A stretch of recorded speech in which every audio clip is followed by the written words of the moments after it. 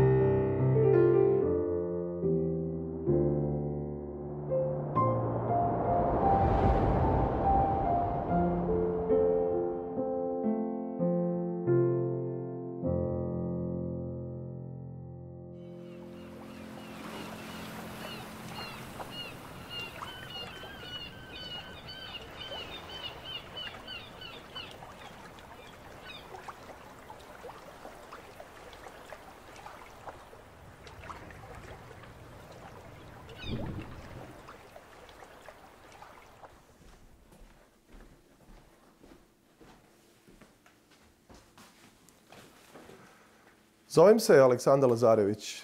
U Americi živim već 27 godina, a u državi Connecticut evo već skoro 20. Bavim se oblašću koja se zove veštačka inteligencija ili mašinsko učenje.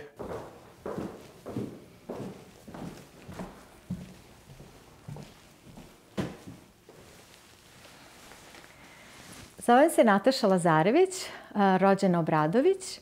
Inače sam poreklom iz Bečeja, Vojvodina. U Americi sam 23 godine i po zanimanju sam psihoterapeut.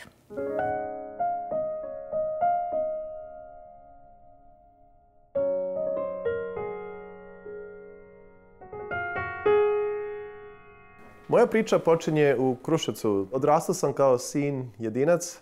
Moji roditelji su uložili puno truda i vremena u moje obrazovanje. Od malena sam zavolao brojeve nekako i uvek sam volao da rešavam neke logičke pitalice, neke zagonetke. I ta ljubav prema brojevima me je vodila kroz osnovnu školu. I zato nije ni čudo što sam kao srednju školu upisao matematičko-tehnički smer. U to vreme pojavili su se kompjuteri, nešto što je mene počelo zanimati. I to je bila neka nova ljubav. Međutim, ubrzo sam zaključio da me zanima šta se dešava tu ispod, pa sam počeo da se bavim programiranjem. I to je bio glavni razlog da sam odabrao da smer računarska tehnika na Elektrotehničkom fakultetu. Odrasla sam u selu pored Bečeja, Radičević. I u svojoj 15. godini sam krenula u srednju medicinsku školu u Suboticu jer sam oduvek želela da pomažem ljudima. Nakon toga sam završila defektološki fakultet u Beogradu i na samom završetku fakulteta čula sam priču da su mnogi od mojih kolega kretali za Ameriku. Neki su ostali, neki su se vraćali, ali to bilo na nekoj bazi studentske vize. Pričala sam sa mojim roditeljima tad i oni poprilično nisu bili toliko obradovani tom idejom. Pozajmili su pare, nije bilo lako. Ja sam odlučila da apliciram i dobila sam turističku vizu da dođem ovde kao na Student Exchange program. I to je bilo baš iznenađenje za sve nas.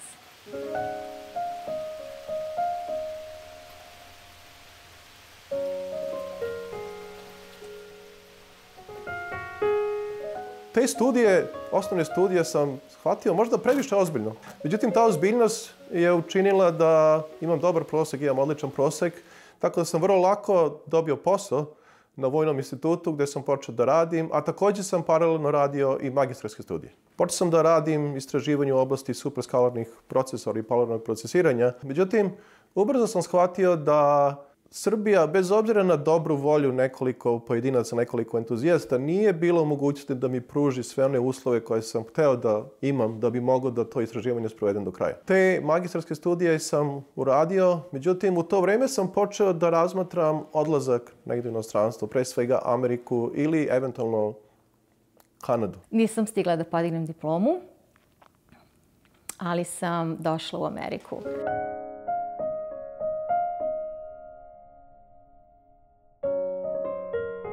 Nisam znala engleski. Došla sam ovde tako što sam imala par prijatelja u New Jerseyu. Oni su mi ponudili posao u Laundromatu kao menadžer.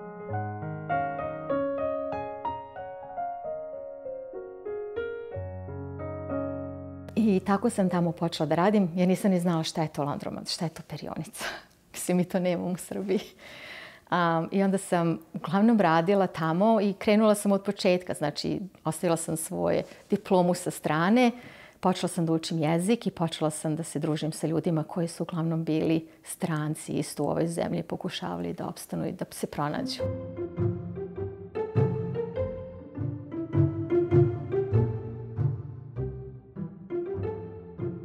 Na kraju sam uspeo da se upišem na državni fakultet u Vašingtonu, koje je država na zapadnoj obali u Americi, i dobijem punu stipendiju. Život u Americi, moj početak je bio pravi šok.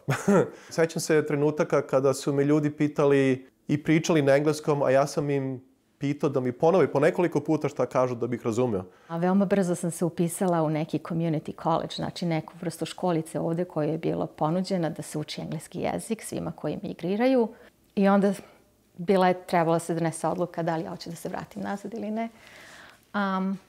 Ja sam odlučila da se ne vraćam jer uspela sam da radim takvu vrstu posla koji za to ne trebate diplomu, ne trebate ništa. Ja sam uspela da sačuvam neke pare, da vratim neke dugove koje smo imali da bi ja došla u Ameriku.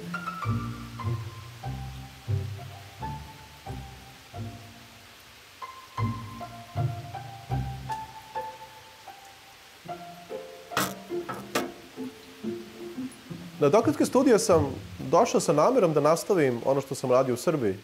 Zbog mog advajzora i zbog nekih drugih ljudi, zainteresovan sam za jednu potpuno novu oblast u to vreme, koja je deo veštačke inteligencije. Ta oblast se zove machine learning na engleskom, ili kako bi mi preveli mašinsko učenje.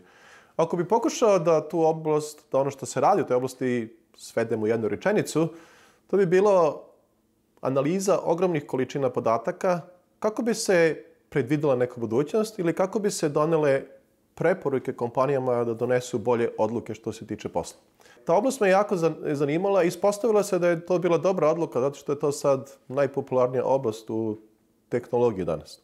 Pozdrave, moje ime je Aleksandar Lazarević, ali ovo nisam ja. Ovo je video napravljen uz pomoć veštačke inteligencije. Možda ovo zvuči apstraktno, cijela ta ideja kako ta oblast radi, međutim, to je suštinska ideja kako svi modeli danas, svi najpopularniji modeli kao što je ChatGPT, koji su većina ljudi već počeli da koriste, kako radi.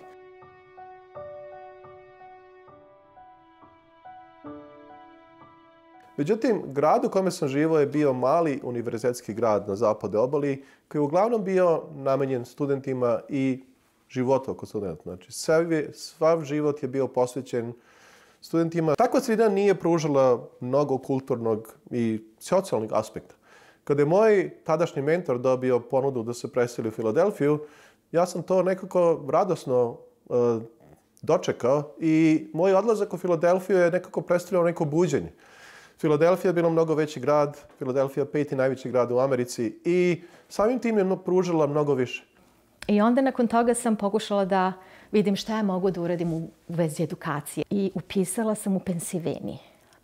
Tu sam krenula da radim moj master u vezi psihologije, pošto je najbliže bilo sa defektološkim fakultetom i onim što ja već imam, nekom edukacijom koju već imam. Nakon završenih doktorskih studija u Filadelfiji na Temple University, prvi posao mi je bio također u akademiji. Otišao sam na University of Minnesota, u hladnu Minnesota, koja je čuvena po svojoj hladnoći. Mogu reći da je taj boravak u Minnesota bio možda neki vrhunac mog istraživačkog rada. Nakon boravka u Minnesota zaključio sam da sav taj moj istraživački rad po neki put nema puno primjena u stvarnom životu. To je bila trenutak kad sam doneo odluku da možda pređem u industriju, da ću imati više prilike da radim na konkretnim primjenama veštačke inteligencije. Tako sam se obreo u državi Connecticut, davne 2004. godine. I tu sam i dan danas. Tu sam počeo da radim za razne kompanije, da budem iskren. U državi Connecticut sam nastavio moj društveni život, nastavio sam se da družim sa kolegama sa posla, međutim i sa našom zajednicom. U to vreme država Connecticut nije imala srpsku crkvu, tako da sam počeo da odlazim u Boston ili New York da upoznam nove ljude preko naše crkve. I u to vreme nekako desilo se da sam upoznala par naših ljudi koji su bili otprilike moje godište i čuli smo da se dešava neka velika fešta, da se pravi veliki neki bal kao donacijsko veče u Njujorku i rešili smo da svi idemo iz Zezancije vozom iz New Jerseya za New York. I tamo smo upoznali dosta ljudi, bilo je fantastično, između ostalog upoznala sam i mog supruga tamo.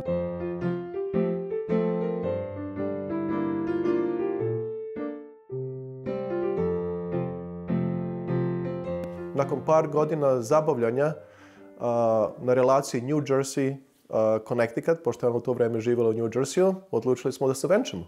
I davne 2008. godine venčali smo se u mom rodnom gradu Kruševcu u crkvi Lazarici.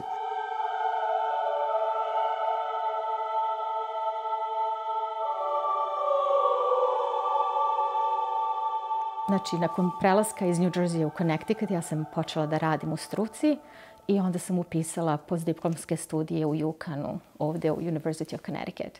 I onda sam ostala trudna.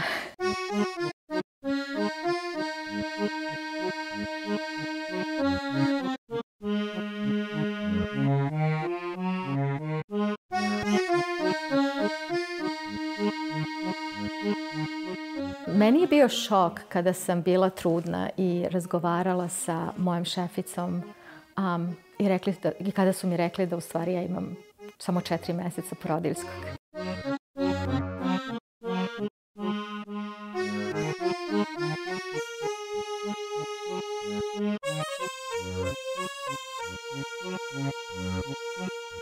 Nakon što se Katarina rodila i nakon što smo mi imali tu pomoć od naših rođaka i moje mame, mi smo isto tako gledali šta dalje.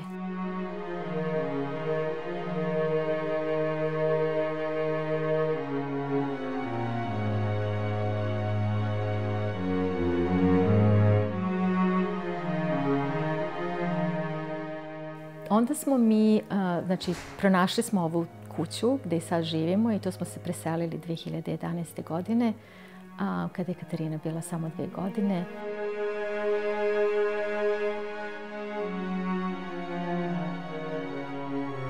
Katarina je ostala sa mnom i sa Sašom prve 3 godine života, nije išla u školicu uopšte, tako da je njoj prvi jezik srpski. Ali nakon što je krenula u školicu, jako se to brzo izgubilo, zato zbog društva i zbog sredine u kojoj se nalazi. Nakon Katarine dobili smo Helenu.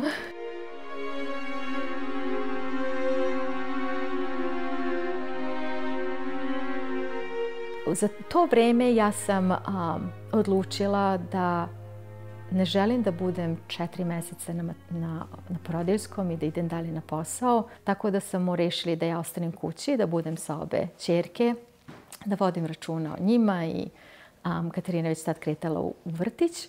I onda sam ja počela da radim i radila sam samo 1 ili 2 puta nedeljno kad bi moj muž došao kući iz posla. Tako da smo se nekako poklapali.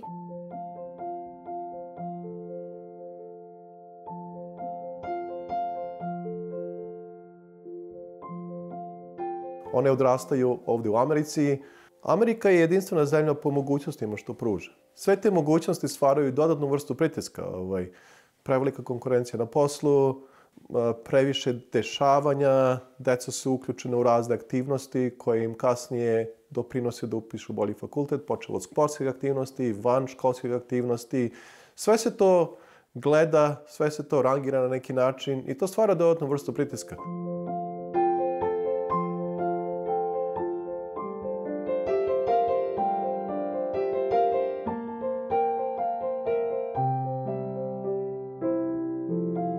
Amerika je, mislim, izmislila koncept uže porodice, gde, recimo, nemate previše oslonca na roditelje, bake, dejke, tetke, na što smo mi navikli u Srbiji. Ovde ste jednostavno osuđeni sami na sebe. Mi, ljudi, imigranti, ljudi koji dođu u Ameriku, se trudimo da možda zadržimo nekih tih sistema. Međutim, pošto ste uglavnom došli sami ovde, nekako vas sistem uvuče i jednostavno nemate gde nego da prihvatite sve te uslove, nove uslove igranja kao što je ovde u Americi.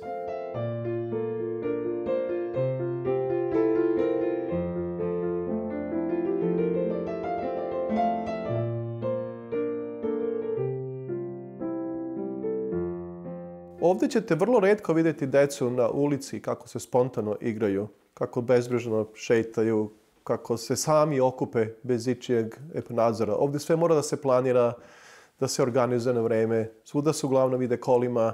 Tako da po neki put porodica čak nema vremena i da se sakupi za večer, da nema jednostavno mogućnost da provede takozvano neko kvalitetno vreme zajedno.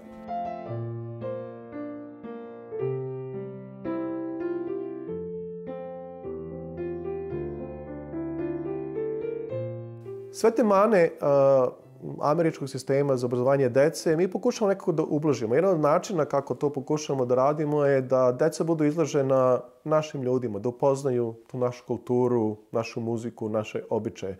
Međutim, pre 2 godine u Connecticutu smo osnovali parohijsku crkvu, odnosno parohiju, tako da su ljudi sa našeg podneblja počeli malo više da se druže.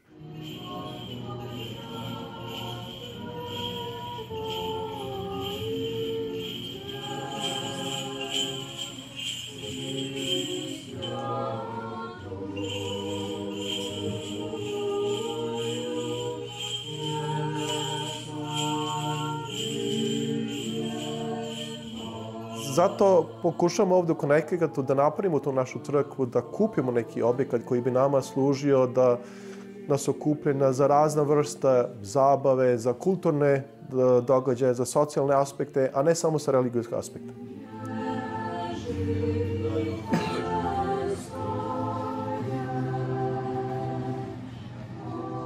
Trenutno živimo u vremenu koje će naša deca pamtiti kao potpuno revolucionarno. Brzina kojom se tehnologija razvija je prosto neverovatna. Ja lično ne pamtim vreme kada smo toliko brzo jurali kroz tehnologiju. Doduše po neki put i ne shvatajući koliko ima tu rizika i opasnosti od cele te tehnologije. Naša deca su trenutno izložena previše digitalnim tehnologijama. Zbog celokupnog razvoja te tehnologije, mislim da je sada mnogo bitnije nego ikad do sada ta neka socijalna interakcija ljudi, to druženje ljudi. Najbitnije je da ljudi ostanu ono što jesu. Voleo bih da naša deca, a i mi sami, ne odrastamo u okruženju gde ćemo komunikaciju svesti samo na e-mail ili na tekst poruke, nego da ta komunikacija bude kroz pravo druženje, upoznavanje kulture, upoznavanje nove muzike i jednostavno druženje sa ljudima. Znači sad kad pogledam za ove 23 godine svog života ovdje u inostranstvu, ja sam jako srećna zbog odluke koje sam donela pre 23 godine. I mislim da sam se ja ovdje pronašla. Ovo je moj život, ovdje se osjećam kao kod kuće, ovdje sam uspjela da sagradim da moji snovi postanu realnost. Nije bilo lako, a bilo je mnogo odricanja i bilo je mnogo rada i truda, ali je vredelo.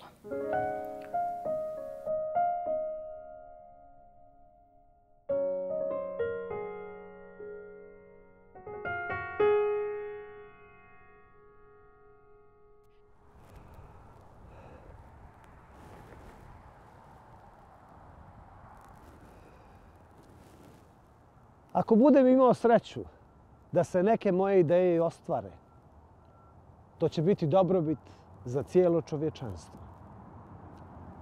A ako se te nade ispune, najdraža misao će mi biti ta da je to djelo jednog Srbina.